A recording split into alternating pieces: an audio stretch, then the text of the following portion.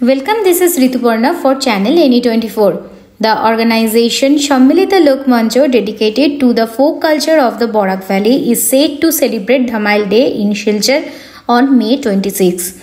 A final outline of the event was drawn up at a meeting held in Silchar on Tuesday evening, presided over by Supradeep Dotto Roy, the Vice President of Sammilita Lok Mancho. During the meeting, Vice President Supradeep Dotto Roy, General Secretary Bhaskar Das, and Cultural Secretary Kanai Lal Das addressed the gathering. They stated that the organization has been actively advocating for international recognition of Dhamail, a significant element of folk culture. A memorandum in this regard has already been submitted to the Chief Minister of the state.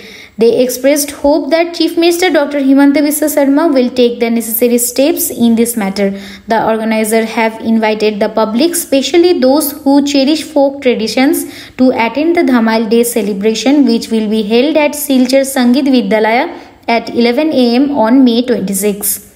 For more news and updates, please subscribe our YouTube channel and follow our Facebook page to stay connected with us.